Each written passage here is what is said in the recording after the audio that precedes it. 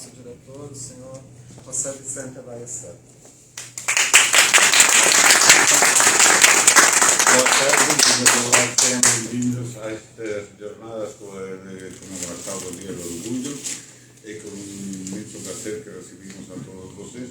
E agora, já para apresentar, temos uma primeira palestra com o diretor Ivan Billy, que é cineasta,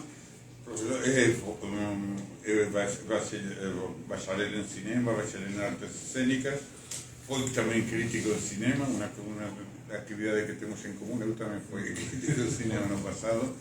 Foi curador no Festival de Carpinha, jurado no Festival de Curta Tacuaremas, e como diretor roteirista, estou abreviando para fazer bem curtinhas as apresentações, que são muito largas. Depois já podem perguntar a ele também.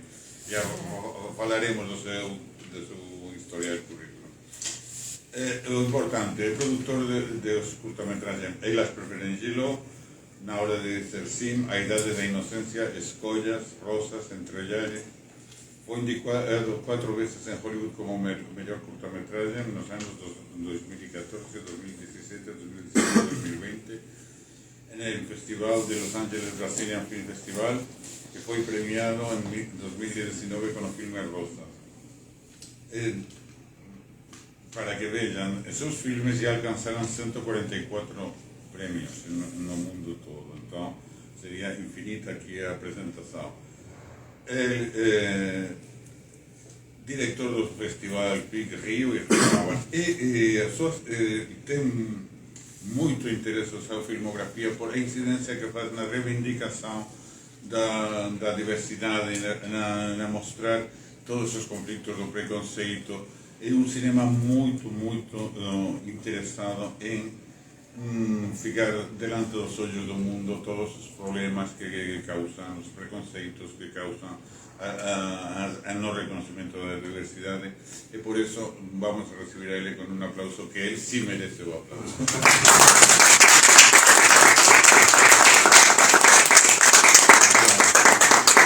Boa tarde, pessoal. Muito obrigado por todos estarem aqui.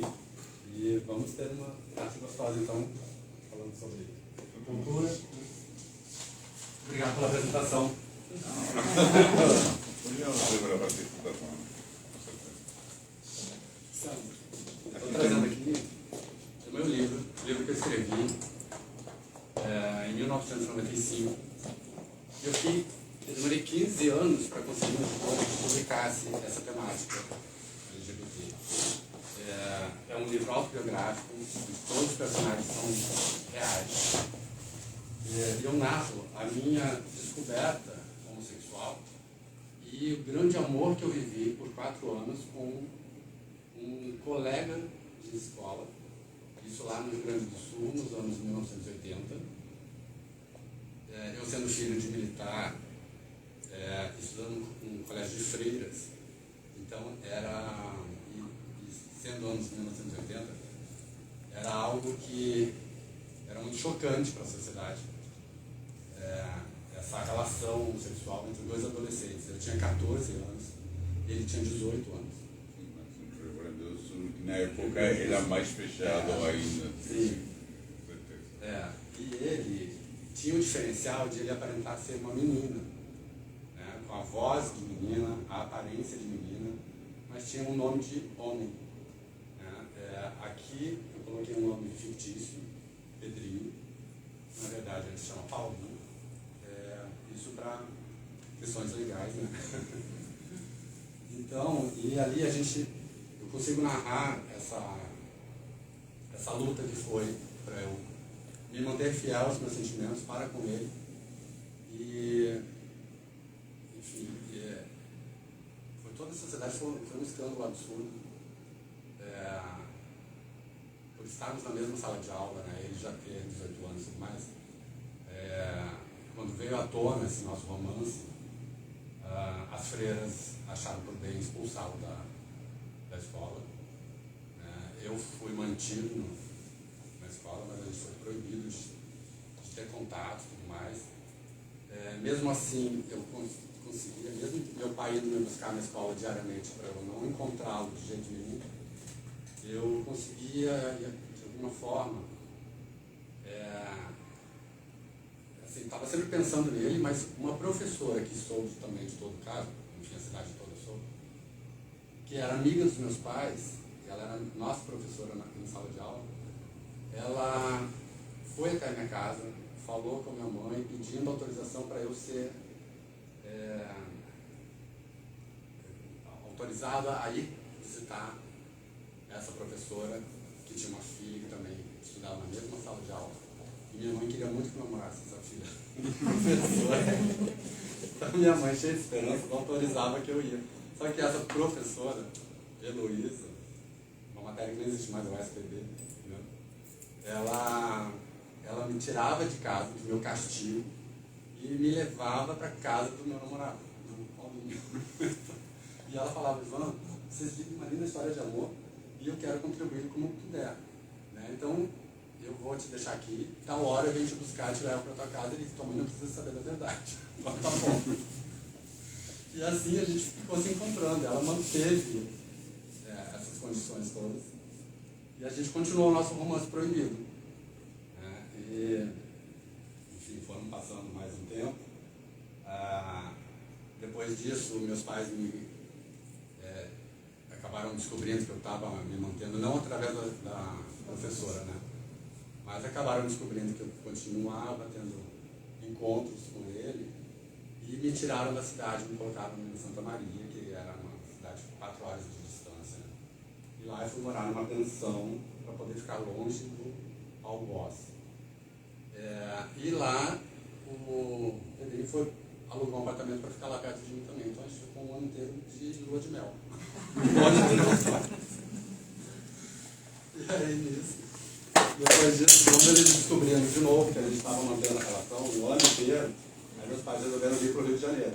Eu assim, bom, agora a gente vai para longe, bem longe, e isso vai acabar. Pois meu namorado veio conseguir uma pensão, veio para cá. E nisso, a única pessoa da minha família que sabia disso, eu confiei esse segredo ao meu irmão, né? E meu irmão não segurou o segredo. Quando minha mãe descobriu, a gente já estava aqui há somente 2 semanas no Rio de Janeiro, bem na época do carnaval, tudo. E minha mãe ficou ensandecida, né, quando descobriu. E aí ela teve uma reação que foi de me expulsar de casa. Eu tinha na época 16 anos, recém-chegado no Rio de Janeiro. Cheguei e fui expulso com agressão física, verbal, tudo mais. Então eu saindo de casa com uma trouxa que eu consegui carregar numa bolsa de viagem, com 16 anos. Cheguei numa encruzilhada ali na Cardeal Arco Verde, né, onde tem o metrô. E eu olhei para aquela encruzilhada ali, tem rua para frente, que vai dar no nada, tem rua para o lado, para trás, tudo. E eu falei, para onde? Né? Faço para onde está o meu futuro, né? Que caminho seguir. Então, assim, aquele momento foi um momento que eu fiquei meio desesperado, assim, chorando realmente, falando assim, e agora? O que eu faço na minha vida? Quem está por mim? Né? Então eu fui até a pensão do meu namorado e lá ele pediu autorização para a dona da pensão me acolher aquela noite. E ele falou com a mãe dele lá no sul e a gente conseguiu comprar uma passagem para voltar para o sul, porque não tinha como me manter aqui no Rio, né? Então a gente voltou para o sul de ônibus. Era uma viagem de 24 horas até Porto Alegre. Mas como a gente morava em Santiago, eu já não estava mais em Santiago, mas Santiago do Sul, que é já mais próximo da Argentina, eram mais 8 horas de viagem. Então eu sei que a gente ficou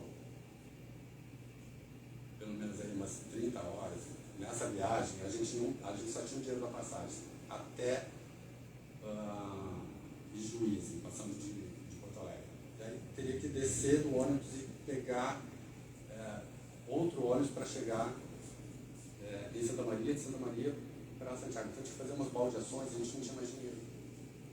E nisso a gente passou essa viagem inteira sem lanche, sem dinheiro para comprar comida, só bebia água do bebedouro das paradas. E eu saí pedindo no ônibus dinheiro para os passageiros para a gente conseguir comprar uma nova passagem para continuar a viagem. e algumas pessoas doaram esse dinheiro. E a gente foi chegando. A gente levou 36 horas para chegar, enfim, lá, no destino final. Né? Quando a gente chegou lá, a mãe dele, minha sogra, uma bênção de mulher, ela recebeu a gente de braços abertos, falando: aqui vocês terão casa, comida e amor. Uma frase que eu jamais esqueci, que me comoveu profundamente. E lá eu fui acolhido por ela. Então a gente passou esse final de semana, né, tipo, a gente chegou na sexta, ficamos esse final de semana chocados com tudo que estava acontecendo, né? Tudo muito novo, né? Muito recente. E na segunda-feira aparecem 2 policiais, de carro da viatura e tudo mais, me procurando. Então, eu não sabia que a gente estava viajando com a polícia atrás da gente. Então, quando a gente chegamos lá e tudo que a polícia me achou na casa do meu namorado, da casa da minha sogra, né? Eles me levaram no carro da polícia para o fórum para prestar depoimentos, porque havia sido denunciado que meu namorado tinha me sequestrado. Então eles estavam também, ele também foi, não foi preso, ele foi convidado a depor também. Só que a gente teve que depor em momentos separados e um não pôde ouvir o depoimento do outro. Só que ele pôde ir com a mãe dele, no carro da mãe dele. Eu tive que ser conduzido pelos policiais no carro dos policiais. E aí, nisso, a cidade pequena, né? Eu já fui o escândalo do momento também. Sendo levado na viatura policial. E ali, enfim, se dá o depoimento e tudo mais, e eu, como suposta vítima de sequestro, eu afirmei que não tinha sido vítima de sequestro nenhum, e sim, tinha sido expulso de casa e tudo mais. E por conta disso tudo, o juiz achou por bem me colocar numa prisão até que se resolvesse o que fazer comigo. Sendo que naquela cidade que eu morava não existia FEBEM, não existia uma casa para menores. Então eu tive que ir para uma prisão de adultos mesmo. Eles ficavam todos os criminosos que estavam lá. Tiveram cuidado de me colocar numa cela sozinho, não com outros prisioneiros. Né? E nisso era uma, assim, como que fui parar lá? Né? O crime que eu cometi. Eu estava amando uma pessoa do mesmo sexo que eu, com 16 anos. Ou seja, mesmo com essa idade, sendo menor de idade, não tinha porquê eu estar preso. Então, aí a minha sogra chamou um advogado de Porto Alegre e tudo mais para tentar solucionar isso. E os dias foram passando, né? Não tinha uma solução, eu não teve menor. E depois disso tudo, lá na prisão realmente, eu soube que toda essa articulação para eu estar atrás das grades tinha sido por intermédio da minha mãe para me dar um castigo, né? Com a ajuda do primo dela, que era o delegado federal. Então tudo foi articulado para eu receber esse castigo. Então não tinha como, assim, não sabia como sair daquela situação, né? Tive que encarar a prisão. E era assim, as primeiras horas ali me deu um tédio assim, absurdo. Eu lembro de ficar desmanchando um fio do colchão, né? E fazendo bolinha nozinha, desatando um tédio que não tinha que fazer. Mas imagina vocês, hoje em dia, vocês têm um conforto do quarto, com TV, com internet, com, sei lá, com banheiro, com tudo. Tira tudo isso, né? Eu acabei ficando 9 dias lá, então, assim, mas sem saber quanto eu ia sair. Quando o advogado conseguiu ter alguma resposta do juiz, era que eu só poderia sair quando eu completasse 18 anos. Ou se eu aceitasse voltar a morar com a minha mãe, eu poderia me liberar. Era bem minha mãe, naquele momento.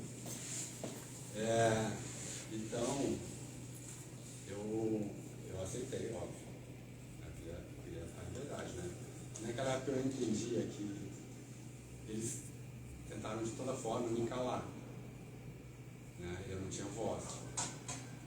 Mas eles, eu falava para mim mesmo, mas o meu pensamento eles não vão conseguir apagar. Né? Eles não vão me reduzir ao que eles querem.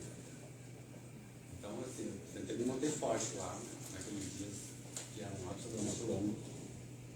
E sabia que, de alguma forma, Deus ia me ajudar a sair. E eu não estava aceitando de ficar até os 18 anos. Porque, afinal de contas, qual era o crime?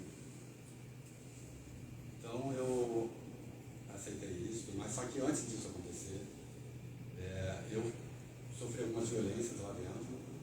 Uma de... eu tinha um cabelo maior por aqui e um agente que tomava conta da prisão, cada dia trocava de agente por 24 horas, um trocando. E um desses, ele forçou que eu tinha que cortar o cabelo e eu resisti, não queria cortar, e aí trouxe mais duas pessoas, me seguraram pelos braços, e veio outro com a tesoura e cortou da forma mais medonha que tinha possível. E eu não tinha direito a tomar banho do sol e nem não me deu água. Eu fiquei 24 horas sem tomar água e aquilo me causou um trauma muito grande, porque eu sentia sede, eu gritava pedindo sede, água, eles só me davam comida e toda a comida que me deram não tinha talheres, porque eles tinham medo que eu me cortasse, me ferisse, me matasse, qualquer coisa. Mas isso nunca me passou pela cabeça, querer me entregar esse ponto jamais, né? Então, assim, eu tinha que comer com as mãos, todas as vezes. E não podia beber água, sabe? E aí enfim, aí saí, teve um momento que eu saí dali, consegui ir para uma... consegui não, eles me deram mais um castigo, assim, maior. Teve um momento que, de noite, 2 prisioneiros, que eram cozinheiros, né, da prisão, mas eram prisioneiros mesmo, eles tiveram... a porta da minha cela foi aberta por esse agente para que eles me estuprassem. Eles entraram na cela, os dois, na intenção de me estuprar, e eu os enfrentei, né, falando, assim, abaixei as calças, segurei meu pênis da forma mais animalesca possível e falei assim, vocês não vão comer, eu sou homem. Mostrei, eu ofereci o meu pau para eles. E aí eles recuaram, sabe? Não esperavam essa atitude. Né? Então consegui me livrar deles. Mas depois disso eu recebi um outro castigo, que daí me mandaram para Solitária. Aí eu fui para Solitária, fiquei lá. Aí ali foi punk, né? Porque ali eu sentia muito falta de ar, sabe? Era sufocante. Não tinha janela, era uma escuridão total. E o banheiro não era banheiro, era um buraco no chão que eu tinha que fazer minhas necessidades ali. Sendo que aquilo ali já era muito fétido. Era um lugar asqueroso. Assim. Mas ali fiquei. Né? Então, acho que não lembro se foi 2 ou 3 dias. Fiquei. Mas eu sei que numa noite, tipo, era 2 da madrugada, chegou um outro agente, né, abriu a cela e falou assim, vai que tu tá livre.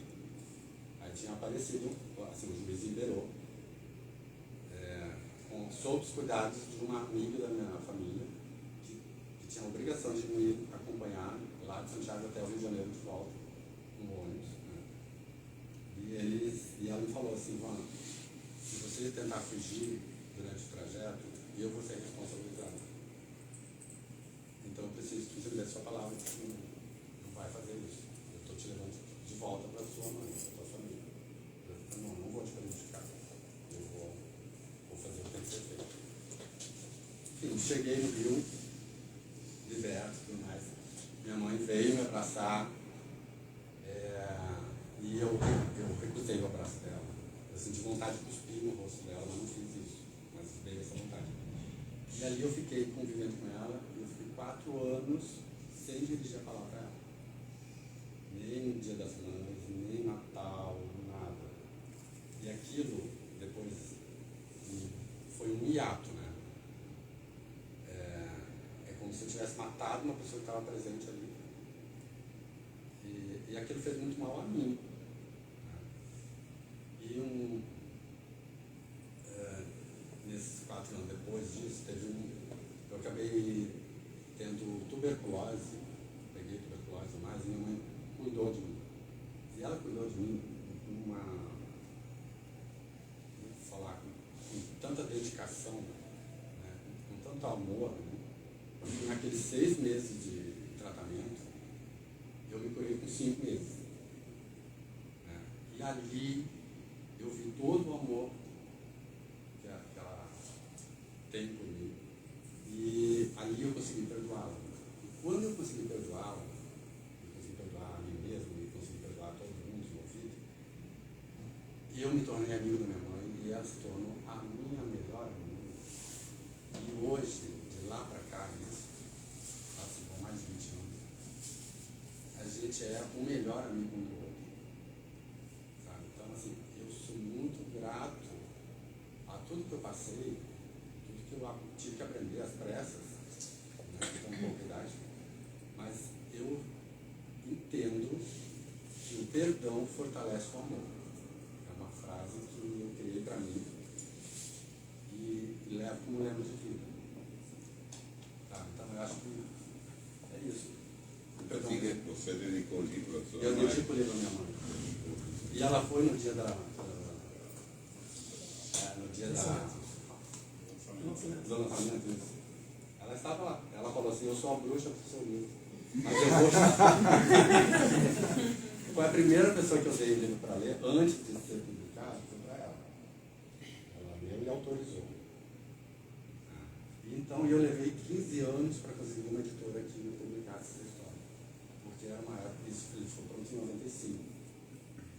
O livro ele foi escrito como um grande desabafo, mas eu consegui escrever sem ira, sem rancor, sabe? Sem mágoa. Consegui escrever, já nem me leu, né? Se você permite falar, né, eu li esse livro num dia só, porque ele é visceral, né? E quando eu terminei esse livro, eu tinha horror da mãe. Mas um horror tão grande, entendeu? Que eu disse para mim, eu não seria capaz, eu que sou uma pessoa que estou tentando, né, evoluir, tem um outro processo meu que eu tento evoluir, mas eu olhei aquilo e falei, como uma mãe faz uma artimanha tão grande para essa pessoa passar por tudo isso, né? E depois que eu conheci a mãe dele, aí realmente veio tudo assim, eu olho para ele e vejo a potência que ele é como profissional e vem desse amor de perdão, sabe? Conheci a mãe dele e consegui perdoar a mãe dele. Mas realmente é assim, é muito por ele, né? Muito por você. Mas acho que é mais um grande instrumento de evolução. Sim, claro.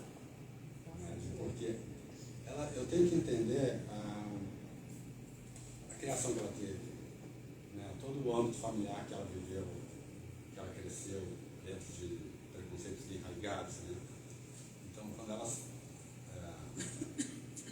se deu conta que um filho dela, gay e tudo mais, e ela naquela sociedade tão machista, nos anos 1980, né, que era tão mais preconceituoso ainda, que não tinha um aceite que não tem hoje.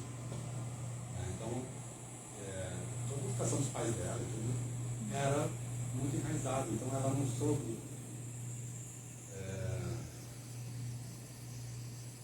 trabalhar os sentimentos dela.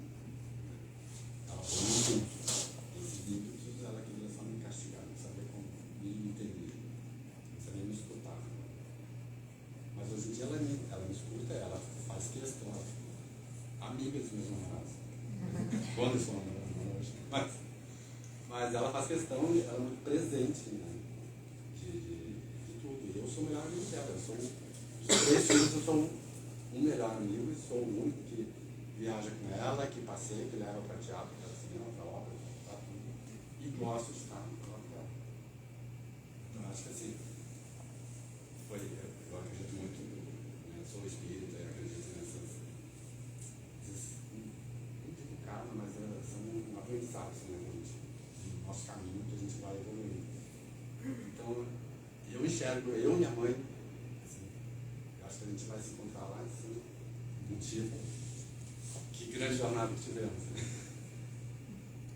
E eu tiro disso que Não, você gostaria de perguntar também como foi o seu acercamento ao cinema, a sua sensibilidade como entrou no mundo do cinema, como projetou para fazer esses filmes também onde você combate o preconceito com essa sensibilidade mesma que escreveu o livro, com os seus filmes, para contar estas histórias tão humanas, tão sensíveis. eu assim, sempre fui muito apaixonado por cinema, desde 5 anos, quando eu fui. Estamos desde pequenininho. Desde pequeno. Com 5 anos, meu pai me levou para o cinema para assistir Tubarão e me largou lá. Tubarão. Tubarão, foi o primeiro filme. Eu vou. Eu fiquei tão impactado com aquilo. Óbvio que eu sonhei com o Tubarão para cama naquela noite, né?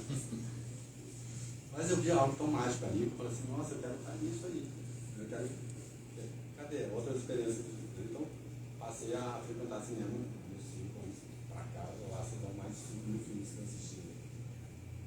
E, então, assim, era natural que um dia eu fosse percorrer esse caminho de entrar para a área cinematográfica. Antes, eu fiz faculdade de ator no Rio, me formei como ator, gostei muito de fazer. Mas eu percebi que não era bom ator. Aí eu resolvi fazer cinema. E na época eu fiz a Rio, não existia a faculdade de cinema. Isso nos anos 2000. Fazia teatro, não? Fazia teatro, então, mas... E aí quando eu entrei no cinema, eu me identifiquei totalmente assim, exatamente esse negócio. Aí eu percebi que eu gostava de estar por trás das câmeras, de dirigir. E aí para dirigir, eu comecei eu não achava roteiros, então eu resolvi escrever. Não, vou escrever o que eu tenho vontade de falar, de mostrar. Então eu dei espaço para a minha arte florescer. E aí comecei a escrever. Seu livro veio depois que você entrou na faculdade? Não, veio antes. Veio antes. Mas já... Eu escrevi o livro em 95. Eu entrei na faculdade de cinema em 2001. Sim. Eu tinha a prática de escrever, de contar história. E até as críticas de cinema que sempre escrevi para mim também. A gente já vai... E começou a publicar crítica também em algum... Tudo. Eu tinha na época era blog. Um blog, vocês era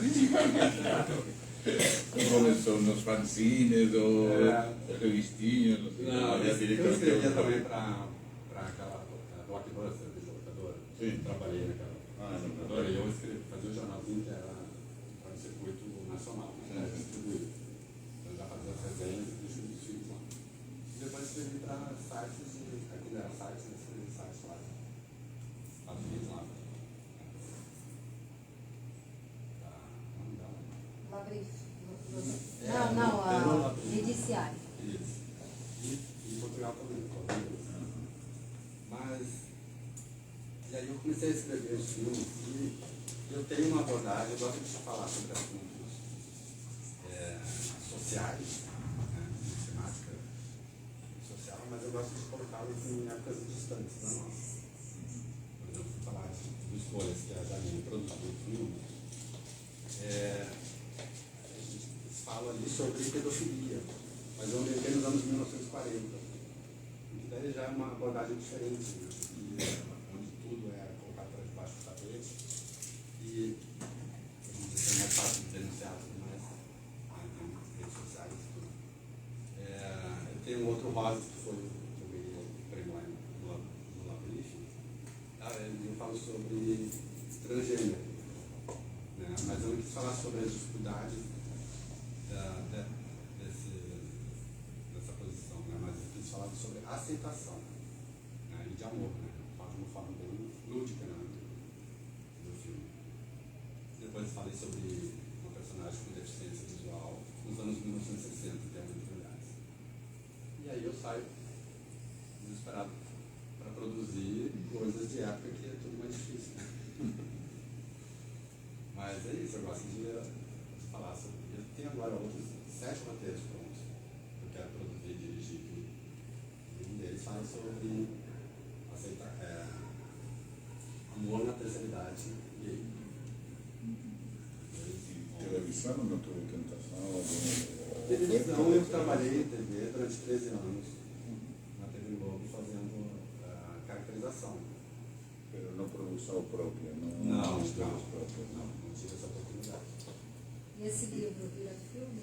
O livro já está roteirizado no filme, né? Falta encaminhar realmente para ele realmente se concretizar com o filme, mas o roteiro do livro já existe. Falta levar aberto. Se alguém tiver alguma pergunta, O público queria fazer comentário e pergunta. Não sei se vocês ficaram sabendo recentemente na Parada de São Paulo que houve um trio, um transporte a via em cima do caminhão, crianças trans. Foi uma espécie de reivindicação nesse carro ali na parada. E no dia seguinte, deputados evangélicos, etc., entraram com pedido de que se proíba a participação de crianças e adolescentes nas paradas gays, né, no Brasil. Como que você vê isso diante da obra que você escreveu? eu não soube dessa ignorância, mas eu não fiquei sabendo desse acontecido. Essas crianças estavam acompanhadas dos pais? Acredito que sim, porque era uma reivindicação dos pais que como lidar com crianças trans, né? Essa era Então, se os a pais questão. estavam acompanhando, eu acho perfeitamente certo, sabe? Eu acho que é isso que tem que acontecer. A família, os pais, que são os educadores das crianças, né? Eles têm que estar participando. Eu acho que privá-los, né, de ter essa... É uma militância também, né? Já desde cedo está promovendo que a pessoa possa se manifestar. Eu acho que se privar disso é um desserviço. Então, assim, eu acabei sendo preso porque não fui escutado. Não tive a chance, né, de ser ouvido, né, de me manifestar. Que era só um amor que eu estava tentando vivenciar. Eu tive a oportunidade de dirigir um documentário sobre o concurso de drags aqui no Rio de Janeiro. E a gente ficou, inclusive, prejudicado no lance quando aconteceu a pandemia, porque o concurso tinha acontecido, a gente filmou a metade, veio a pandemia, a gente teve que esperar 2 anos para concluir o documentário. A gente conseguiu concluir, mas eu tive a chance de conhecer pais de um menino trans que ia com os pais ali assistir o concurso, ele tinha só 12 anos, e ia vestido de menina. Né? E eu perguntei para a mãe dele, né? Poxa, que bacana, né? Parabéns pela sua atitude, né? E ela falou assim, não, a gente deixa nossos filhos se manifestar naturalmente. A gente não impõe nada e não proíbe nada, mas a gente acompanha. Então, eu acho que esse é o caminho, sabe? Eu acho que tem que estar acompanhando, tem que ver, claro, isso não vai deixar a criança livre numa rede social aí, na internet tão perigosa, né? Como os pais fazem, né? Entrega o celular na mão dos filhos. Exato, para se livrar, né? Eu acho, não sei.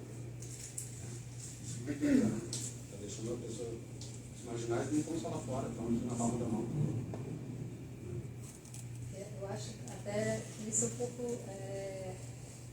não tem a ver muito com a época, porque, por exemplo, o que você sofreu, né, nessa época, por não ter fala, e ter todo aquele processo das pessoas terem aquele preconceito muito maior, hoje também uma criança dentro de casa também vira uma vítima por ela não saber se defender e não ter também quem ajude, né? Então, assim, eu acho que Grades do Preconceito, ele é um livro que ele está muito atual ainda, sabe? Ele está aqui ainda, ele não está lá atrás, quando você escreveu, sabe? Porque tem coisas também que são interpretadas, o bullying, o problema do bullying na escola, o bullying que sofre a gente por culpa dos preconceitos dos companheirinhos, já não precisa dar, são os mesmos. Da mesma idade, né? Da mesma idade. Mas já o preconceito tem fixado com a sociedade, a família, e eles trazem para a escola.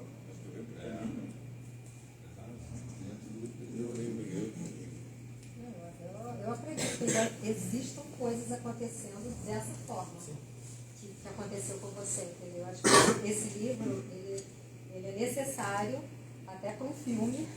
Eu sou muito apaixonada por esse livro. Quem tiver a oportunidade de ler, realmente é incrível, porque ele está lhe dando uma palhinha só, né? Não estou fazendo propaganda de você não, porque eu conheço mesmo.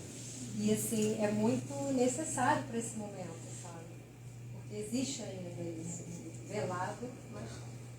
Mas eu acho que também a nível institucional, né, hoje em dia, né, temos um recrudescimento também de umas falhas nos discursos muito homofóbicos institucionalizados, né, por determinados partidos políticos, né, muitas vezes com a desculpa da proteção à infância, se faz uma criminalização das pessoas gays. E isso, hoje está escancarado, não só no Brasil, infelizmente, porque tem a ver com uma vaga política, um movimento que é global, né? Então eu acho que um tempo ainda mais necessário, porque é como que as cartas ficam mais à mostra, né? Está tudo mais direto. Talvez, não sei, a violência segue sendo muito forte. É a mesma violência que está no livro, provavelmente. Só que ouvir isso nas instituições públicas, ao meu ver, é mais perigoso ainda. Né? Essa é a questão. Não sei. E, por sorte, eu sou da Espanha e, tem coisas que sim estão mudando. Por exemplo, a lei trans, por exemplo, da Espanha, que agora foi aprovada, eu acho que é um passo muito importante, na verdade, ao meu ver, sabe, sobre muitas coisas. E assim, vai ser um longo caminho. Eu acho que a gente já está tendo várias conquistas, né? Nesse ambiente todo. Mas ainda é pouco, né? A gente ainda precisa lutar mais. Mas eu vejo que, da minha época para cá, muitos foi evoluído, né? Já se aceita o casamento como efetivo, né? Digamos que essa luta é uma parte da sociedade que ainda se resiste. Mas se uno olha para trás, e não tanto tempo atrás, porque já tinha uma idade, pode dizer que era a sociedade toda, porque era uma minoria marginal que podia, num momento dado, em confiança, entre amigos, se mostrar como que era, se não tinha, a mesma gente tinha que ser oculta. Sim, verdade. E agora não. Nesse sentido, que obviamente va a haber resistencia, sí, pero gracias a Deus a sociedade mudou para bem. E não em todo o mundo, certos países está mudando e é uma bendição que poder ver como va evoluindo no sentido de maior tolerância. No sé, justamente más virulenta por ese otro lado. O sea, es como si fuese. Pero sí, en la medida que se va reduciendo se torna más violento, porque si no, se diluiría ya. Creo que va a acabar el discurso se diluyendo para.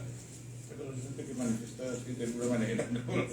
Por eso gritan más. Bueno, también ahora los medios permiten más canales, que si Twitter, que si tal, que si Facebook, que bueno. Pero ¿quién hace caso de eso? La sociedad ya no hace caso. Ya en minoría. La sociedad ya aceitó, al menos no sé qué española, conoce la sociedad española, ahora, o nivel de tolerancia que tiene ahora, solo comparando 20 años atrás, 30 años, inacreditable lo que evoluiu. Mas também a lei trans, por exemplo, também tem uma resistência muito grande. Até no feminismo. Y cada avance va a tener una resistencia, es inevitable, porque solo se avanza así. Peleando. E Exatamente. a gente vai notando essa evolução a cada geração, né? Nunca é totalmente só na nossa, né? Mas as próximas gerações que vão continuar exatamente. No se conquista nada para siempre, todo puede voltar atrás si uno no está atento.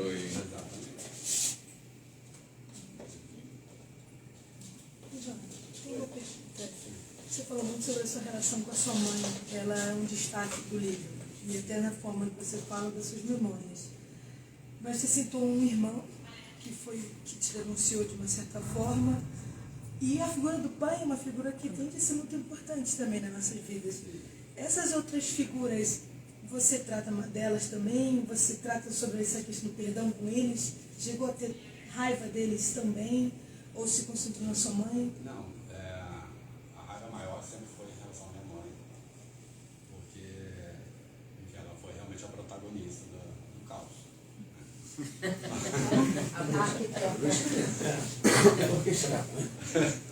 Mas o meu pai, eu tinha uma mágoa com ele em relação a isso, porque ele foi omisso. Tudo que aconteceu, ele sabia o que estava acontecendo e não abriu um ar para impedir. Sabe? Não verbalizou nada, deixou que ela comandasse e a coisa acontecesse do jeito que aconteceu. Então, essa omissão dele, eu tive essa mágoa. Porém, quando eu consegui perdoar, foram todos. Não foi uma pessoa só, não foi uma situação só. Eu falei até que eu perdoei, inclusive, a mim mesmo, porque eu também fui horrível em ter ficado 4 anos sem dirigir a palavra. Né?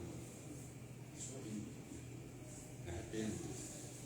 Mas eu não me arrependo de ter vivido o amor que eu vivi. Sabe? Mesmo com todos os percalços,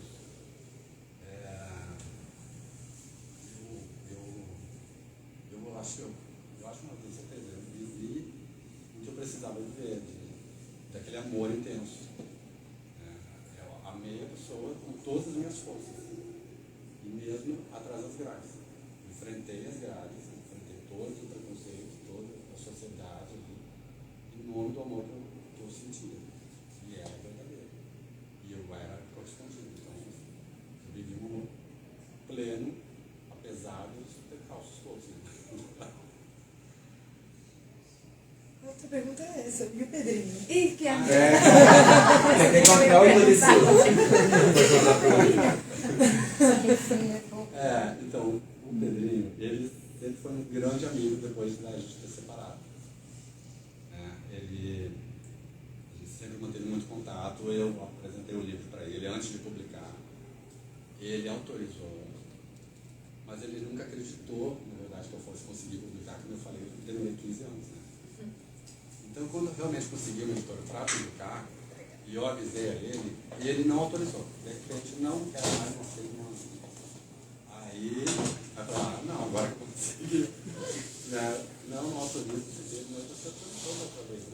E eu não estou cantando no verdadeiro. Não tem seu sobrenome. Não, mas não autorizou, mas é minha história de vida, eu faço isso, eu preciso desse desabafo. E a partir dali, eu estou relacionando comigo. Então, e aí eu passei assim, sei lá, mais de 10 anos, 15 anos, sei lá, sem ver, sem ter mais contato. E quando eu soube que a mãe dele morreu, eu recebi a notícia que eu estava lá no México, em Cancún, passando uma semana de férias lá. E aí quando eu voltei para o Brasil, uma semana depois eu fui até Santiago visitá-lo, para dar os pesos, porque a mãe dele foi muito importante para mim. E eu queria demonstrar esse carinho que eu tenho por ela, para ele, e as condolências, enfim. Ele cortou relações comigo, mas eu não cortei com ele. Na minha alma eu vou amá-lo eternamente. Mas é um amor de alma, hoje em dia não é carnal, não é desejo sexual, não é isso. Mas eu amo a alma das pessoas. E ele me recusou, assim, sabe, me rejeitou. Quando eu cheguei na casa dele, ele não me deixou passar no portão da casa dele. Não, você não vai entrar, eu não quero que você participe da minha vida mais, aquela coisa toda. E eu falei, caramba, sou eu. Né? Então ele realmente teve essa reação de não. Ele se sentiu muito agredido por eu ter lançado. Ele não aceitou isso e quis dar esse outro caminho aí pra gente, né?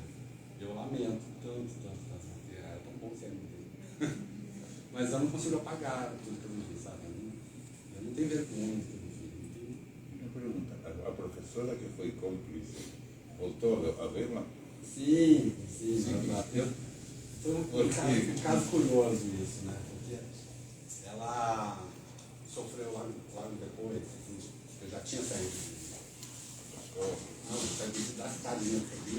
Eu não tinha mais contato com ela. Aí perdeu o contato. É, porque não tinha WhatsApp, não tinha. Claro, que aquela não é fogo.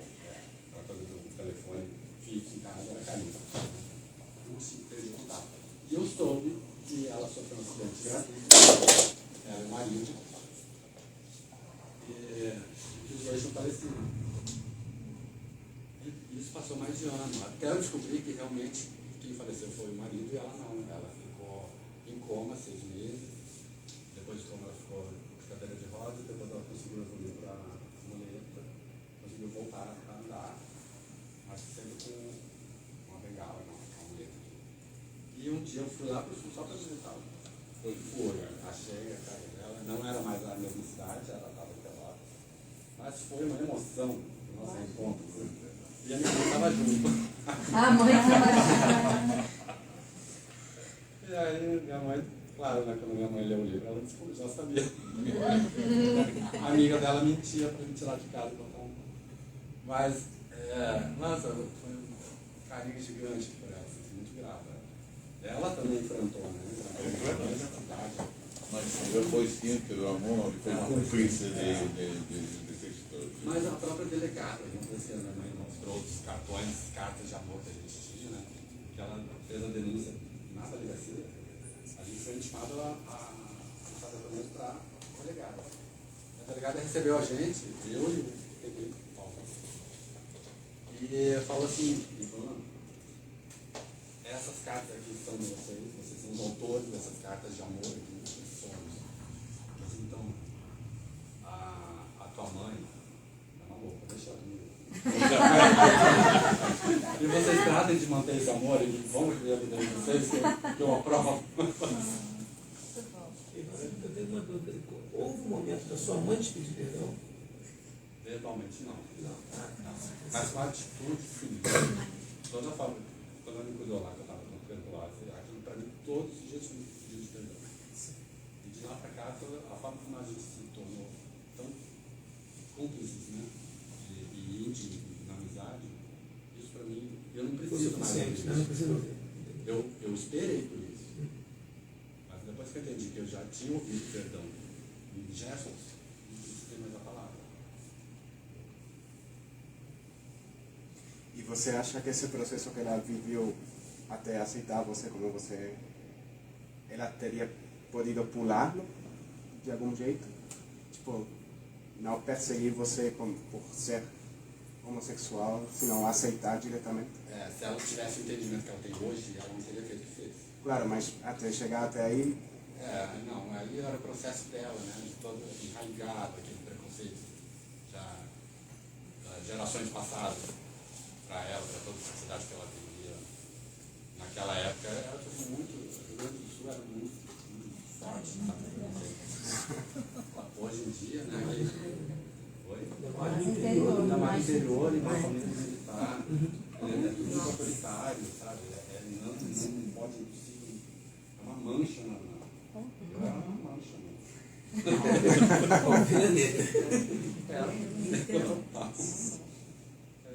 Então, assim, acho que ela também precisou desse aprendizado. Foi um aprendizado para ela. Mas quem sofreu foi você, né? Mas ela também. Mas fisicamente foi você. Tudo. Mas ela sofreu também, tá? Imagina. Por entender que me fez mal. Ela tem isso, Oi? ela tem isso, ela tem ela vai carregar isso. É uma coisa que ela não vai deixar. Mas eu faço de tudo para que ela não tenha peso disso. Sim. Eu já eliminei isso. Essa memória, das memórias. Tá. esse processo dentro da delegacia, né? Isso deve ser uma coisa que ela não vivenciou. Ela tem isso, como a gente tem essa história. Sim, né? ela não estava lá. Ela não estava lá e eu acho que isso deve ser uma coisa que talvez pese muito. Sim, o medo que eu senti, né, de ser violentada. Sim, sim. Ela não vivenciou, realmente. Ela leu. Ela leu, então. Meu pai se Mas recusou você a ler tá o livro. falando, né, Meu pai desse nunca já- quis ler. Morreu sem ler o livro. Ela sabia o que ia acontecer com você lá na prisão? Assim, ou ela simplesmente liberou para eles te castigarem? Não, ela De não qualquer sabia que forma. eu estava correndo esse risco. Ela sabia o que ela quis juntamente com o primo dela, o delegado federal, que articulou tudo para acontecer, era a prisão. Ele precisa ser preso, aprisionado. Mas ela não tinha noção de que eu estava com esse sofrimento. Da solitária, do estupro, Não, isso tudo que foi, não aconteceu, mas poderia isso tudo ter foi acontecido. acarretando conforme o meu comportamento lá dentro. Eu ficava bem. Então ela deve ter sentido péssima depois de ficar sabendo, né? Sim. Por que acha que seu pai não levou a obra? Por que seu pai, né? Não chegou a ler? Eu acho que... Mais uma vez a missão? Mais uma vez a missão, né? É. Mas acho que é um sentimento de culpa, sabe? E culpa também. A vergonha, a culpa. Não mistura. Eu não queria saber o detalhe para não sofrer mais. Esquecer essa parte. Mas aquela coisa de botar abaixo do tapete. Essa relação. Imagina que eu estava... Una cosa que no se fala en aquí. Não se fala, não existiu. Tá? E eu sou rápido de falar. Eu sou muito aberto, transparente. Acho que é por isso que eu eliminei isso, né? Justamente. Não esconder, não esconder o que eu fiz. Não me senti criminoso. Tá lá, foi fichado, né? Mas isso é uma coisa que eu exigi. Já que meu primo fez essa arquitetura tudo isso para ser preso, eu falei assim, então agora, falei para minha mãe, você vai lá no seu primo e faça com que ele tire o nome da ficha criminal. Fez. Porque aí eu vou ficar marcado, fichado assim, doutor, porque amei.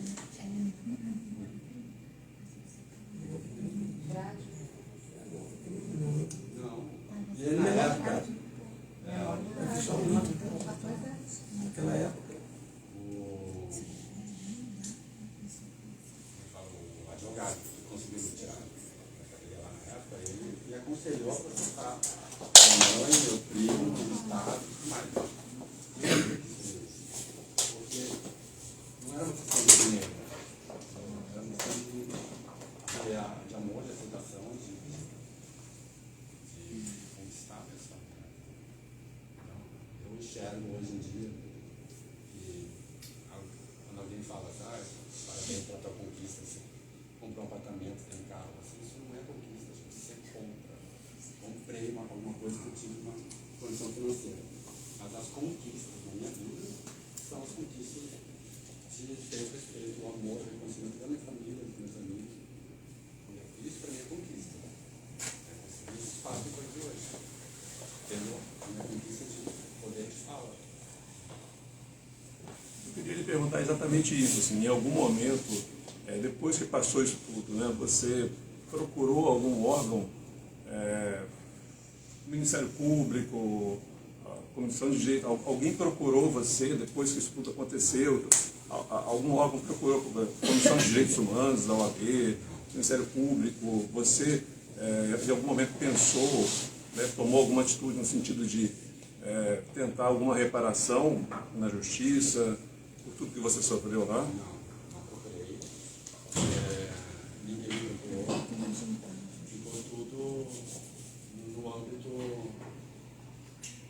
particular mesmo, sabe? Não levei adiante isso de forma processual. Justamente porque eu não queria ter esse desgaste. Isso para mim não seria um objetivo.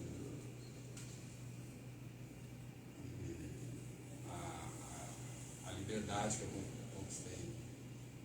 Então, essa para mim não tem preço.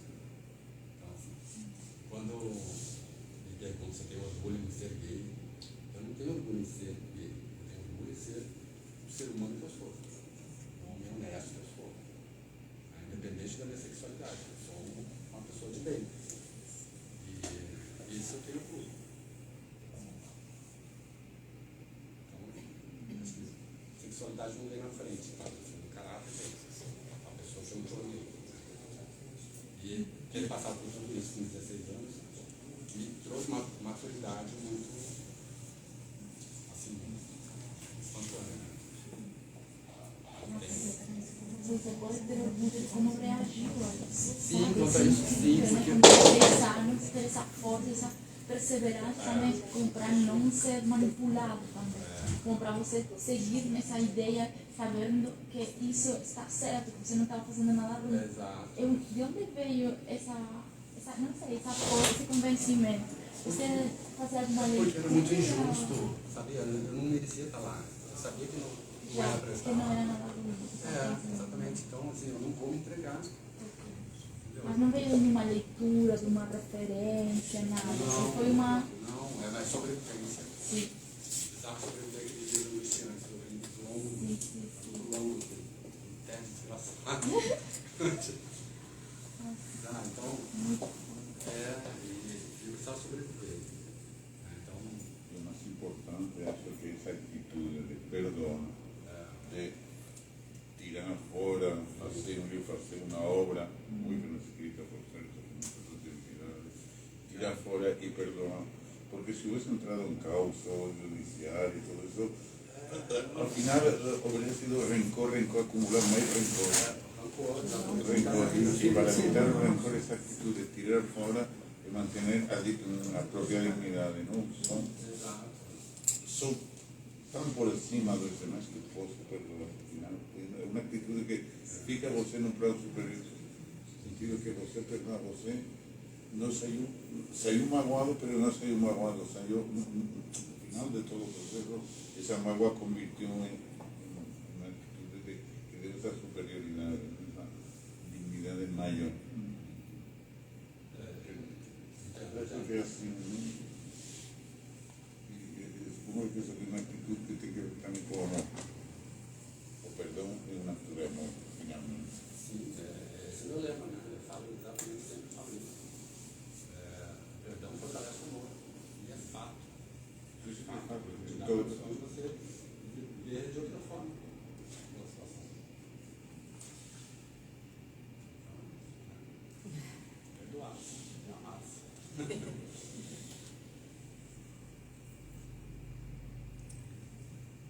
Interessante também como você depois, no seu cinema, nos seus roteiros, nas suas histórias, procura realmente esse olhar para os desfavorecidos, para a gente que precisa dessa ajuda que você no momento precisou e eu hubiese gostado ter essa ajuda de, como que tiro, uma professora, alguém ajudou você, de você agora querer também ter essa atitude de ajudar a gente que precisa. A gente precisa de ajuda.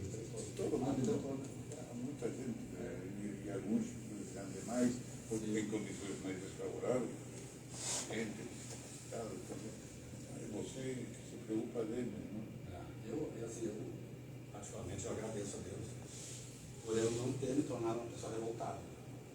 Porque com 16 anos passar por tudo aqui, eu poderia ter um rancor infinito, sabe? Sim. Obrigado, sei lá, violento, né? Rancoroso. E graças a Deus não. Você falou sobre, você tem um roteiro para um filme sobre esse livro. Wikipedia, você está buscando, enfim, algum órgão que possa patrocinar, que possa, enfim... Estou em busca dele, estou no caminho, né, na verdade, buscando esse caminho. Ele está pronto, só que eu não consigo fazer isso sozinho. Então eu preciso achar quem me ajude nisso. uma vaquinha. Não dá para ter um retorno. Na tropa dela. Porque curta-metragem eu conseguia bancar os filmes. Mas nem você não tentou, agora no governo atual, buscar um cine? Então, pois é, essa parte burocrática eu não sei fazer. Então eu preciso de alguém que tenha uma produtora, CNPJ e tudo mais, que abrace esse projeto, que me ajude nessa parte burocrática que eu não sei fazer. Porque a Ancine teria todos os meios para ajudar você a saber até do que você precisa. Precisa desse pontapé inicial, sabe? Dessa ajuda aí. Eu acho que no filme, no cinema, teria uma divulgação de tudo isso que você traz no livro, talvez muito mais ampla. Claro, claro. E você sabe que mesmo com uma divulgação modesta, né? Eu tive o privilégio de receber recados, e-mails, pessoas que entraram em contato comigo de diversos estados do Brasil, pessoas que eu não conheço, nunca tive a chance de conhecer pessoalmente, mas me agradecendo pela existência do livro, porque ajudaram pessoas da própria família que queriam se libertar dessas amarras do preconceito, que não sabiam como, não tinham coragem, e o livro foi uma forma deles tomarem atitudes. Por isso que o cinema talvez seja vai ser mais amplo, muito mais abrangente. É um grande projeto da Janine também, ela sonha com isso. Um dia a gente vai conseguir, né? Vai. É que é complexo, né? Fazer filme não é uma coisa... Estas plataformas que há de financiação coletiva, que são como mega vaquinas a través de internet, que algún filme que llegó a ser financiado así, a partir de muita gente. Tem incentivos, né? Tem vários incentivos do fundo setorial também. Mas é mais complexo porque você tem que ter produtoras, você tem que ter distribuidoras, né? Aí, mas vai chegar, esse grau de preconceito vai chegar nas telas aí daqui a um pouco. O cinema é um projeto coletivo. Sim. Cada ele fez a sua parte. Exatamente. Para chegar ao final é um projeto que tem sempre um filme, envolve centenares de pessoas. Então, uno pode fazer até onde chega uno, mas depois já você tem que involucrar mais gente.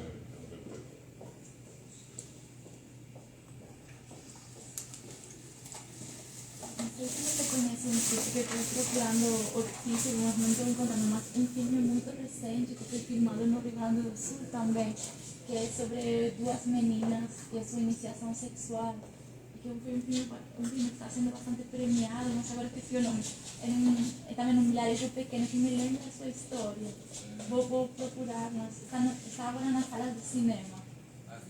Eu acho que sim, é muito recente, mas vou procurar, mas de uma diretora. E sim, mas agora esqueci o título, o nome da diretora, mas não sei, a história acho que pode ser parecida. Vou ficar me informando então. Eu vou fazer assim, procurar. Eu ultimamente estamos haciendo cosas interesantes. Verdade, cinema é uma coisa que é muito interessante.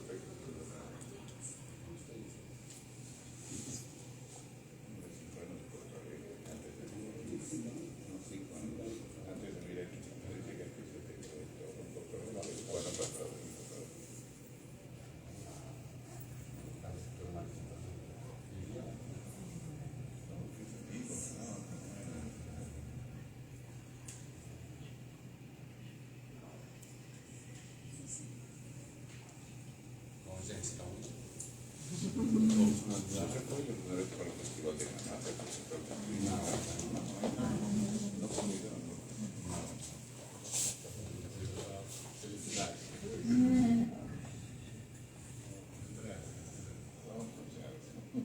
Gente, eu agradeço imensamente a participação de vocês, o acolhimento de vocês. Muito honrado de poder ter tido um espaço para isso. Eu tenho só esses exemplares aqui à venda, custa R$30, o meu preço da editora, só que a editora não está mais publicando. Não está mais divulgando, então se sobraram esses. Se alguém quiser, pode sim.